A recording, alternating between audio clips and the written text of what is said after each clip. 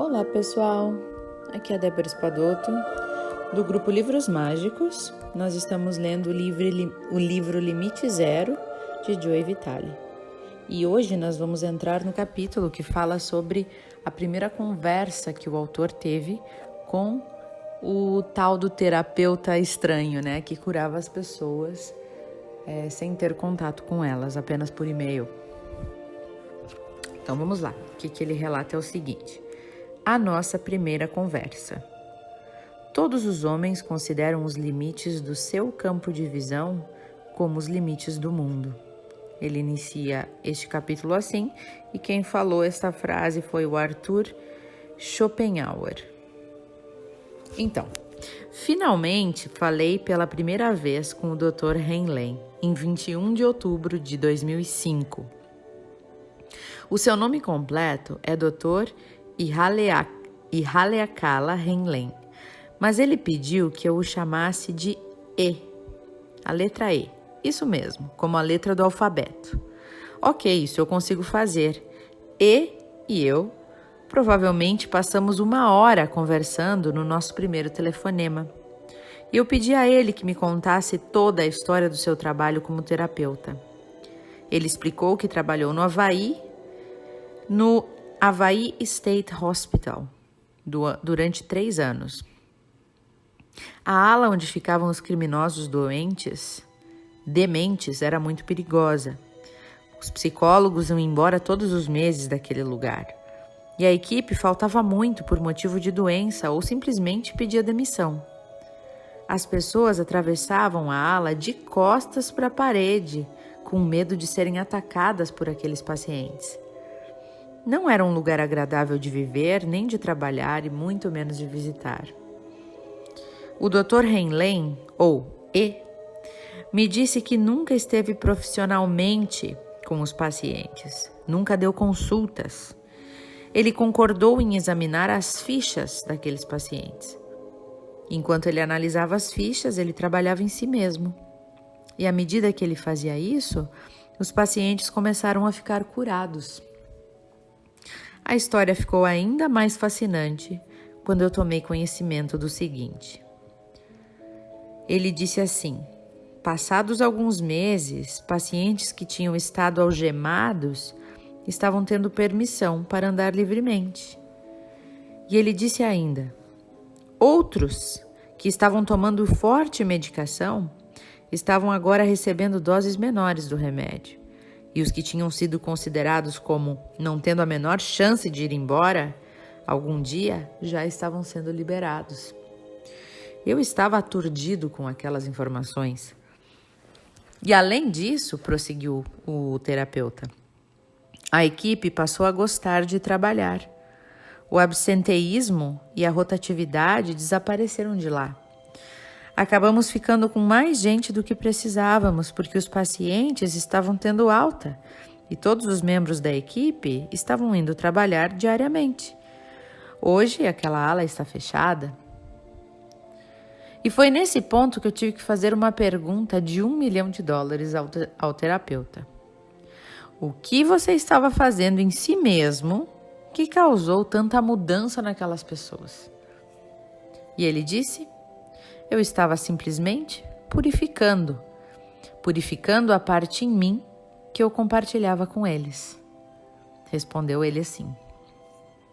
Hã? Como assim? Eu não estava entendendo.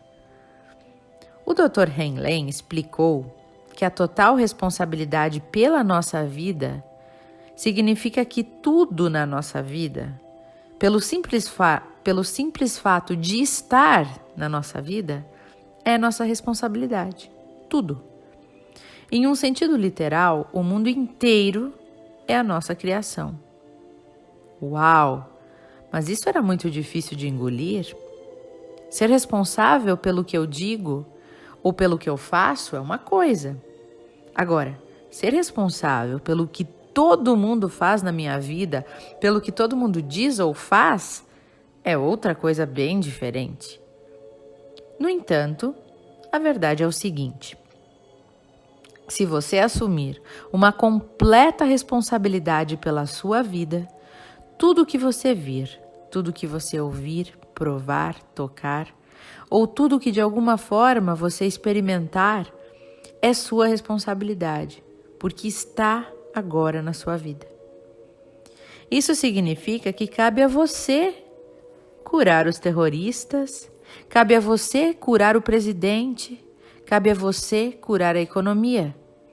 Enfim, tudo o que você experimenta e o que você não gosta, cabe a você curar. Essas coisas só existem, por assim dizer, como projeções que vêm dentro de você. O problema não é com eles, e sim com você. E para mudá-los, você precisa mudar a si mesmo. E eu sei que isso é difícil de entender. Quem dirá então aceitar ou efetivamente viver esta ideia? A culpa é bem mais fácil do que a total responsabilidade. Vou repetir essa frase que ela, para mim, é importante. A culpa é bem mais fácil do que a total responsabilidade. Mas aí, enquanto eu falava com o Dr. Henlen, comecei a compreender que a cura para ele, e no Ho'oponopono, a cura significa amar a si mesmo. Se você quer melhorar a sua vida, você precisa curar a sua vida. Se quer curar uma pessoa, até mesmo um criminoso que sofre de uma doença mental, você o faz curando a si mesmo. Então eu perguntei ao Dr. Henlen como que ele curava a si mesmo. O que ele fez exatamente quando examinou a ficha daqueles pacientes? E ele disse: eu apenas fiquei repetindo sem parar. Sinto muito e eu te amo. Só isso? Eu perguntei. Só isso, disse ele. Acontece que amar a si mesmo é a melhor maneira de você se aprimorar. E à medida que você se aprimora, você melhora o seu mundo. Enquanto o Dr. Henlen, ou Dr. E, trabalhava naquele hospital, ele entregava para a divindade qualquer coisa que aparecesse nele e pedia para que ela fosse liberada. E ele sempre confiava e sempre funcionava. O Dr. Henlen perguntava a si mesmo: o que está acontecendo em mim para que eu cause esse problema? E como que eu posso corrigir esse problema em mim? Aparentemente, esse método de curar de dentro para fora é o que é chamado de Ho'oponopono da identidade própria. Parece haver uma versão mais antiga do Ho'oponopono, que era fortemente influenciada pelos missionários do Havaí, e envolvia um facilitador que ajudava as pessoas a curar os problemas conversando com elas. Quando conseguiam cortar os laços de um problema, este desaparecia. Mas o Ho'oponopono da identidade própria não precisava de um facilitador. Tudo é feito, então, dentro de nós mesmos. E eu estava curioso e eu sabia que, com o tempo, eu iria entender melhor o que ele estava dizendo. O Dr. Henlen ainda não tem nenhum material sobre o seu processo. Então eu me ofereci para ajudá-lo a escrever um livro, mas ele não pareceu interessado. Existe disponível um antigo vídeo, o qual eu encomendei. Ele também me disse para ler The User Illusion, de Thor Norretranders. A Ilusão do Usuário é o nome do livro. E como eu sou viciado em livros, imediatamente eu entrei na internet e encomendei o livro no Amazon. E quando chegou, eu o devorei. Neste livro, o livro argumenta que a nossa mente consciente não tem a menor ideia do que está acontecendo. Norretranders, que é o autor, ele escreve que o fato é que a cada segundo, milhões de informações invadem os nossos sentidos. No entanto, a nossa consciência processa apenas, talvez 40%, 40 informações por segundo, no máximo. Milhões e milhões de informações são condensadas em uma experiência consciente que não contém praticamente nenhuma informação. De acordo com o que eu entendi do Dr. Heinlein dizer, que ele dizia assim, que como não temos uma verdadeira consciência do que está acontecendo em qualquer momento que seja, né? Tudo o que podemos fazer é nos resignar e confiar. Tudo consiste em ter 100% de responsabilidade por tudo na nossa vida, absolutamente tudo. Ele diz que o seu trabalho envolve a purificação de si mesmo, e só isso. Enquanto ele se purifica, o mesmo acontece com o mundo, porque ele é o mundo. Tudo fora dele é uma projeção e uma ilusão. Embora parte disso tenha soado como psicologia junguiana, no sentido de que as coisas externas que vemos são o lado da sombra da nossa própria vida, o que o Dr. Heinlein parecia descrever estava além de tudo isso. Ele parecia reconhecer que tudo é um reflexo de nós mesmos, mas também estava dizendo que é a nossa responsabilidade corrigir tudo o que vivenciamos a partir do nosso interior, conectando-nos ao divino. Para ele, a única maneira de corrigir qualquer coisa externa, é dizendo eu te amo para o divino, o que poderia ser descrito como Deus, como a vida, como o universo, ou quaisquer outros termos para esse poder superior coletivo. Ufa, essa foi uma conversa e tanto. O Dr. Heinlein não tinha a menor ideia de quem eu era, mas estava me concedendo uma grande parte do seu tempo. Ele também estava me deixando bem confuso. O Dr. Heinlein tem quase 70 anos de idade e é provavelmente um guru para alguns e uma pessoa excêntrica para outros. Eu fiquei emocionado por ter conversado com o Dr. Heinlein pela primeira vez, mas eu queria saber mais. Eu claramente não estava entendendo o que ele estava dizendo e seria muito fácil resistir a ele ou descartá-lo. Entretanto, o que estava me obcecando era a história de ele usar esse novo método para curar supostos casos irrecuperáveis, como o dos criminosos que sofriam de doenças mentais.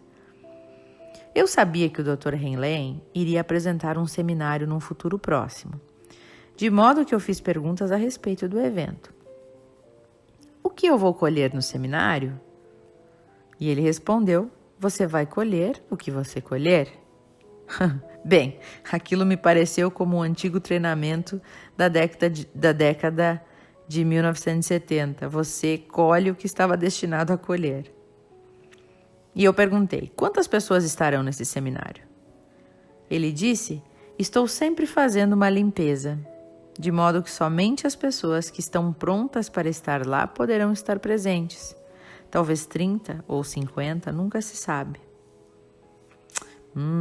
Antes de encerrarmos o telefonema, eu perguntei ao Dr. E, o que significava a assinatura nos seus e-mails, que ele sempre escrevia POI, né? E ele disse, significa paz do eu. É a paz que supera todo o entendimento. Eu não entendi o que ele quis dizer na ocasião, mas hoje, para mim, já faz todo o sentido. Esse, pessoal, foi o áudio de hoje.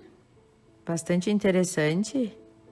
Ainda tá cheio de incógnitas, né, para explicação dessa prática, desse método de cura. No próximo áudio, nós vamos ler a chocante verdade a respeito das intenções e talvez tenham mais explicações sobre isso, né, sobre esse método. Para mim, o que mais chamou atenção hoje é a questão da responsabilidade, né? De tudo que acontece na nossa vida, de tudo que entra no nosso estado de consciência, né? De tudo que a gente presta atenção e tudo que chega até nós, de tudo ser sob nossa responsabilidade, tudo estar sob a nossa responsabilidade. que a gente está criando aquilo ali que está nos acontecendo. É difícil da gente compreender, né? Mas quando a gente percebe e sabe pelos fatos científicos que a nossa mente, que a gente só usa 11%, no máximo, as pessoas com QI mais elevados e mais inteligentes do mundo só usam 11% da sua capacidade mental, isso me dá um pouquinho de crença em pensar que, ok, então tem muito mais que a gente nem sabe. Porque se a gente conseguisse usar mais a nossa capacidade mental, então a gente conseguiria compreender mais coisas. Então, tudo é possível, né? Tudo que está aqui, que a gente está lendo, talvez não é que a gente não acredite, talvez é que a gente não entenda, né? Talvez que a gente não consiga captar essa informação por termos nossa capacidade intelectual limitada, né? Então, tô curiosa para saber mais, sem ficar descrente total, né? Porque às vezes o que a gente não consegue entender, a gente não acredita. Então é assim. Talvez a gente só não consiga entender tudo isso ainda. Mas o que mais foi importante para mim foi aquela frase que eu repeti 2 vezes, né? Que às vezes a culpa é mais fácil do que se tornar responsável, né? E é aquilo que a gente já viu em vários outros livros. Às vezes o vitimismo, se vitimizar e ser o coitado, ou se culpar por algo, como é que se diz? É um caminho mais curto, é um atalho, né? Ou é uma válvula de escape, assim, eu não tô achando a palavra. É uma fuga para... É tipo um caminho de fuga para a gente não enfrentar o que tem que ser enfrentado. Aí vem uma culpa muito grande, né? Ou vem um vitimismo muito grande, porque o nosso ego nos leva muito para esses caminhos, né? Algo acontece que a gente se desestabiliza e o que acontece? Ou a pessoa se sente a vítima, ou a pessoa se sente o agressor, né? O culpado. Então, vê aí, a gente sempre pende para um lado, né? E isso fica impedindo a gente, ficar nesse estado de culpa ou ficar nesse estado de vitimismo nos impede de olhar para o fato e resolver, e ser responsável. Não, peraí, se isso está acontecendo, porque eu estou criando, né? Então, deixa eu resolver, ao invés de ficar aqui sofrendo por culpa ou por vitimismo, né? E às vezes é um mix dos dois, às vezes a gente fica um ou outro, né? Mas a gente não quer encarar. Então é mais fácil realmente ser vítima, ficar sendo culpado, do que olhar para frente e resolver a situação. E encarar como não, a culpa é minha, não culpa, mas a responsabilidade é minha sobre o que está acontecendo. É interessante pensar na questão da responsabilidade, voltar a pensar na questão, né? Então, pessoal, o áudio de hoje é isso. Eu espero que vocês tenham ótimas reflexões e até o próximo áudio.